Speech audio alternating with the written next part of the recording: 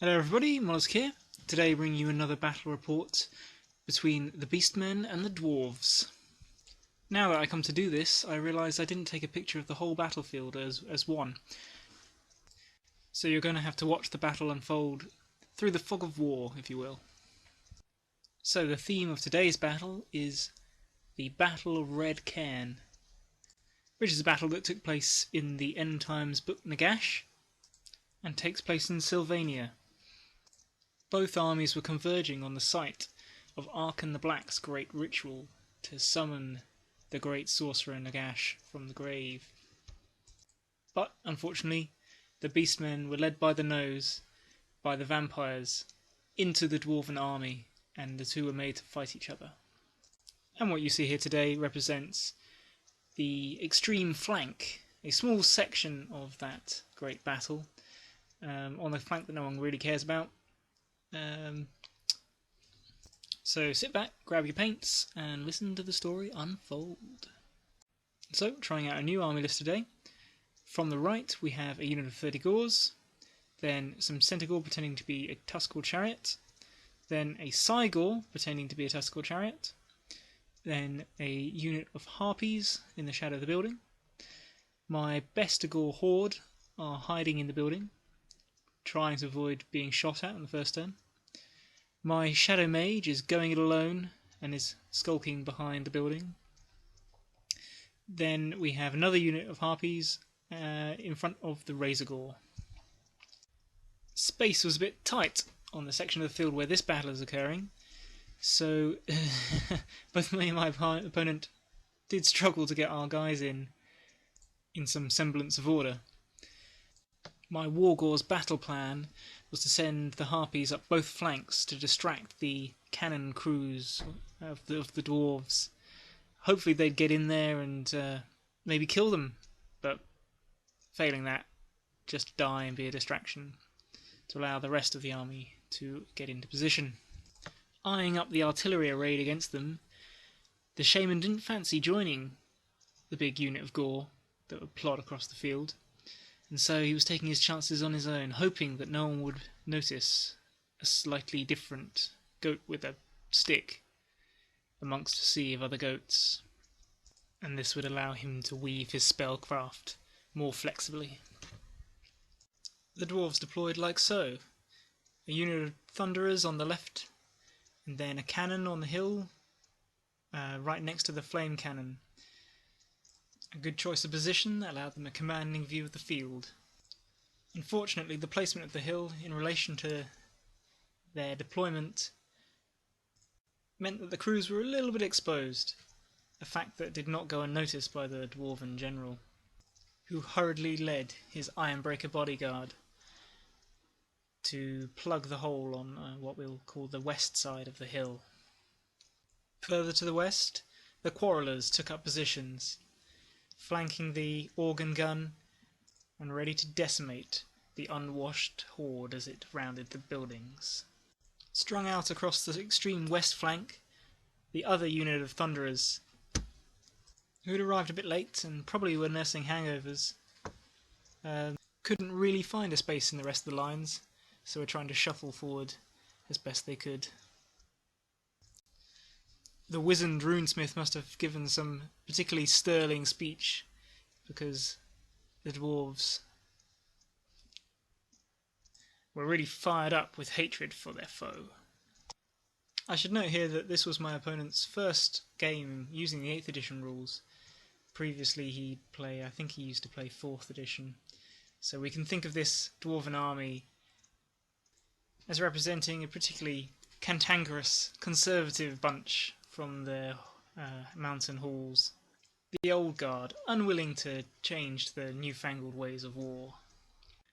So, despite being initially slow to react to the emergence of the horde from the trees, the doughty dwarves made the best of their time before the tide of bestial flesh struck them, by moving forward in order to cover the cannons that were going to be key to their victory. The cannon found its range, but the mist that billowed out from the tree line foiled its aim. Its lethal shot whistled past the Centaur chariot that was its target and tore a couple of Gore to bloody chunks. The Gore, however, barely noticed, and the scent of blood only drove them on with greater eagerness. We didn't actually have an artillery dice for this game, so instead we used a D10 and used that as the direction pointer, and then we used a D6 using the 1 as a misfire, and it worked quite well actually. The bestial horde surged forward, the harpies instinctively soaring down the flanks. One flock took the east, hoping to threaten the artillery on the hill, fully expecting to die horribly in order to buy the Bestigor horde a few precious inches closer to the enemy. Behind them ran the Razorgore, the true threat to the dwarven artillery. To the west, the other flock of harpies clung to the long-deserted building. They had their sights on the fearful organ gun, just waiting to pulverise the beastmen as they rounded the building. The Wargore general, knowing he had to lead his Bestigor into the fray as soon as possible, and would moreover claim the lion's share of the glory by leading the charge, led the cream of his herd out of the building and on to the battlefield, into the teeth of the dwarven guns. Behind them, the shaman slunk in through the back door of the building. To his right, the Wargore general could see a problem building, as the sheer quantity and unruliness of the beastmen played to their disadvantage as they began to obstruct each other. There was no time to untangle the mess, and he bellowed at them to sort it out as he led the charge forward. Around the brave warriors, the winds of magic were blowing a gale. With near limitless power at his command, the brave shaman summoned forth a miasma to confound the dwarven thunderers facing the harpies. Clawing tendrils of fog reached out towards the dwarves, but dissipated as the runesmith did whatever runesmiths do to runes, and forcibly dispelled the sinister magics. Across the battlefield, the dwarves moved stoically forward to meet the beastmen. The runesmith general led his ironbreakers to hold the centre, trusting in their armour, so that they could blunt the beastmen in advance and buy their kin time to set them to rout. The quarrellers moved up to support them, and the thunderers established their firing line. It would be too late to bring their weapons to bear on the harpies this turn, but they trusted in their kin with the flame cannon to do the work that needed to be done. The cannon boomed once more, and this time found its mark on the Cygor chariot. The iron shot zipped through the ramshackle chariot, but only managed to do a single wound, which the beastmen were very happy about. Close to the dwarven lines, the flame cannon incinerated 2 harpies, but they surprised everyone by passing their panic check and continuing to threaten the artillery. Things were beginning to look a bit grim for the dwarves as the beastmen surged forwards unchecked. The banner, bedecked with severed elven feet, certainly seemed to be helping the Bestigor as they charged forward at an uncannily fast pace. Behind them a bit of a traffic jam was forming, as the chubby Tuskors struggled to keep pace with their more fleet kin, and generally made a mess of the beastmen lines. The beastmen vanguard was going slightly better. The Razorgore was posing a threat to the cannon crews, and so protected the Bestigor by making it itself a rather important target for the dwarven thunderers. Uncertain that they would make their charges into the cannons and organ guns, both flights of harpies elected to simply fly over the dwarven lines, setting up certain charges for themselves next turn, and trying to provide a desperately needed distraction for their cloven kin. Watching from the rear, a cunning plan suddenly formed within the Bray Shaman's mind. With the first wave poised to strike the dwarven lines, he figured he could probably get away with running around behind the beastmen lines toward the building in the centre of the field. From there he could cast his spells from the windows, and, more importantly, if the Gore ever finally managed to get round the building, he could jump out, merge himself with the ranks, and get one good spell off at the organ gun, whilst hopefully being safer from ballistic retribution. So, trusting that the dwarves had bigger threats to deal with, he set off on his journey across the field. Summoning magics around him, the Bray Shaman tried to cast the miasma spell on the dwarven quarrellers. In his excitement, he lost control a bit. Cloying mist irresistibly shrouded the unfortunate dwarves, but some of the magic detonated in the air around the shaman, but fortunately no one was close enough to be harmed. As the Bestigor entered the killing zone, the dwarves prepared to unleash hell. They were struck by a great gout of flame from the flame cannon. Fortunately, the Iron Curse icon around the neck of the general gleamed and warded off some of the damage. Next, the organ gun unleashed a storm of shrapnel and splintering metal against the horde. More Bestigor were scythed down, but the damage was limited again by the gleaming Iron Curse icon, and it was not enough to shake their nerve. Befuddled as they were by the swirling mists, the quarrellers only managed to take down one of the Bestigor with their crossbows. The dwarves had taken out a full rank, but the horde remained still a formidable foe. Over on the hill, the harpies flocked innocently behind the dwarven lines. Sadly, the larger unit, on the west side of the hill, hadn't counted on the unusually strung-out formation of dwarven thunderers that occupied the far west flank, some of whom were able to loose a volley of shot at the harpies. 2 of their number plummeted from the skies, and the remainder lost their nerve. They fled away from their attackers, perhaps looking for hugs from the other harpy group. Unfortunately, the sight of their fellows fleeing also broke the nerve of their sister flock, who fled away for the hills, never to return. This annoyed the Wargol very much. The dwarven artillery hadn't even been so much as inconvenienced, and was now free to continue targeting the bestial horde as it approached in disorder. The thunderers there, next to the harpies, opened fire on the Razorgore. Bullets gored its flesh, but it remained standing on its last legs, ready to seek revenge. It was all or nothing now. The maddened pig ran squealing into the cannon, and the Bestigor hit the Ironbreaker shield wall with a resonating boom. Heartened by this, the harpies actually rallied, and earned themselves a second chance to redeem their cowardice and actually get something done in this battle. Getting left considerably behind the lines now, the chariots continue to canter up.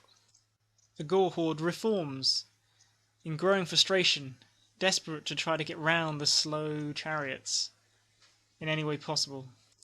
Sticking to the plan, the Bray Shaman makes it to the building's walls, poking his head round the corner in order to zap off spells at the dwarven lines, hoping desperately that he won't get shot in the head and that the dwarves will focus on the chariots instead.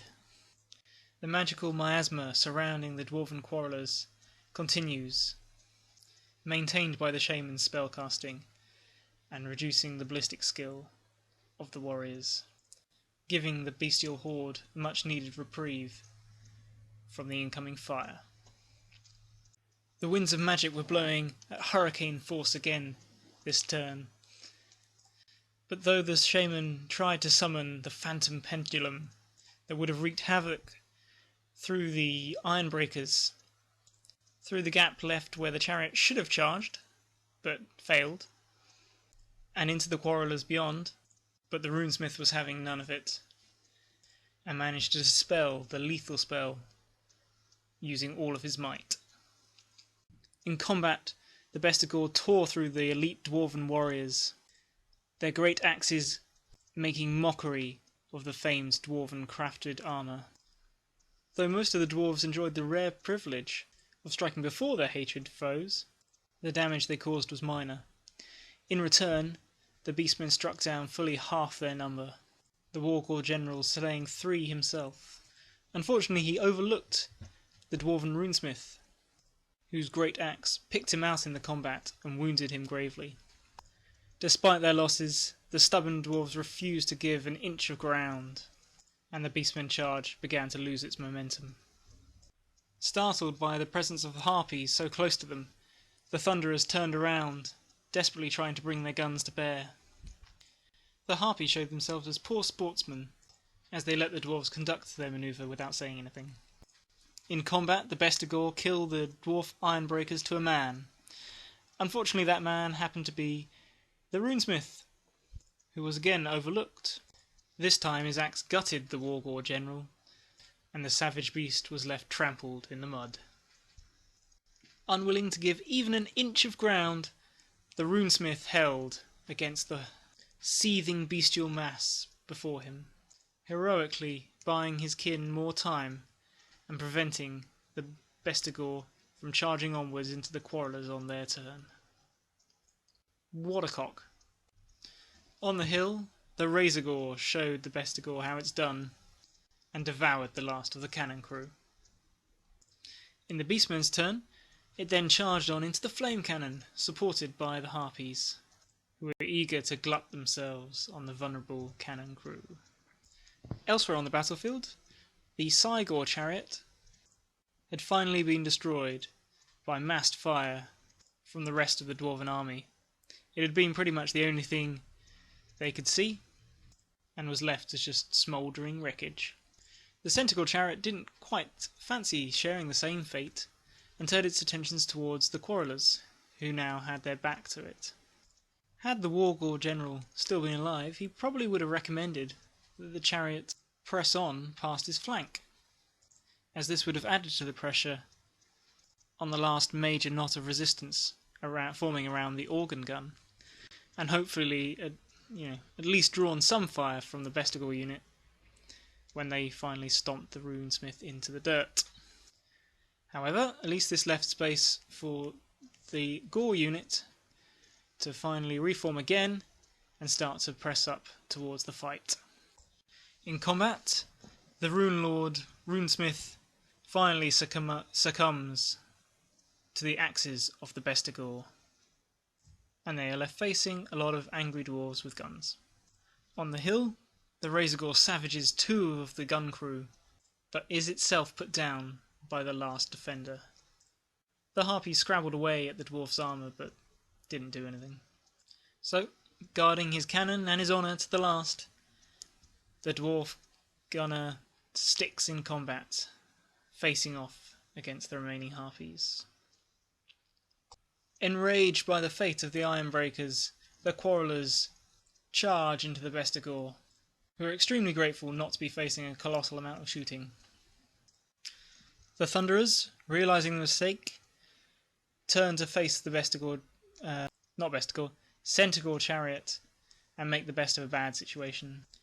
In combat, the Dwarven battle standard bearer tries to fight his way through the ranks toward the Beastmen battle standard bearer, but is challenged out by the champion of the Bestigor. A ballsy move, and one that doesn't end very well for the Beastmen. Despite the loss of the champion, the Bestigor get the jump on the quarrellers and hack 10 of their number apart with their huge axes, their primal fury matching the hatred of the dwarves. However, following the example of their predecessors, the quarrellers refuse to give ground, stalling the Beastmen advance once more. On the hill, the defender of the flame cannon valiantly defended himself against the harpies, taking no damage and even managing to slay one of their number. This was too much for the harpies, and they broke and fled like little girls they are. And here you can see the harpies failing to rally, and that's them gone. However, the Centaur chariot prepares to charge, and makes it into the Thunderers, taking horrific damage from their stand and shoot on their way in. Elsewhere, the Gore unit moves up, and the Shaman enacts his plan by leaving the building and joining their ranks. In combat, the chariot runs down 2 dwarves, and surprisingly makes all its saves in return. 3 4+ saves. That was pretty good. Back in the centre, the combat gets messy. The battle standard bearers don't even bother to challenge, they just go at each other, hacking with abandon. The Wargor battle standard bearer, brother of the slain general, gets the first blow, badly wounding the dwarven thane. But the grim warrior isn't done, and launches a punishing assault on his assailant. It looks like the Wargor is done for, but then he remembers he's wearing the armour of destiny, and he remains standing, also with only one wound remaining. Around these two combatants, the dwarves' initiative betrays them again, and the Bestigor pulverise the dwarven warriors. Once more, the dwarves refuse to yield, holding the line like the heroes of old. Even the Beastmen are starting to come to respect their valour this day. The dwarves have been badly bloodied, but the battle isn't lost yet, and in fact hangs on a knife edge. Bullets from the west flank Thunderers pepper the unengaged Gore unit, killing several, but with their shaman leading the way, the Beastmen hold their nerve. On the hill, the flame cannon, the last hope for the dwarves, launches its molten payload into the throng of goats. Or at least it tries. But the bloodied and injured engineer can't operate it properly without his fellows, and it scatters wildly off, killing no goats. But wait, you might say, what about the organ gun? With all those goats packed in front of it, surely it couldn't miss. Well, my friends, I neglected to tell you that in the previous magic phase, the Bray Shaman enacted his dastardly plan. Summoning a phantom pendulum of shadow, he had smashed the dreaded war machine to tiny splinters, killing a crewman and even one of the dwarven thunderers in the unit behind. With the runesmith gone, there was none left who could thwart his plans. In combat, the thunderers to the east managed to finish off the chariot, taking no more casualties in return. Back in the centre, the vicious duel between battle standard bearers comes to an end. Though a warrior of fine skill and a veteran of many campaigns, the dwarven hero met his end on the horns of the Beastmen battle standard bearer. Clear candidate for the next leader of this herd. Alone and surrounded, the musician of the quarrelers was at last hacked to bloody little pieces. Their arms hot and weary with fatigue, for it felt that they'd spent the day hammering on an anvil. The Bestigor let forth a bray of triumph. They had fought well and despoiled many banners this day. In the final turn, the Bestigor tried to steel themselves for one last charge against the remaining crew of the wrecked organ gun. But their weary limbs couldn't carry them that final distance, and they failed their charge. The Gore, however, useless for the entire game, and desperate to claim some glory for themselves, managed their charge against the Thunderers.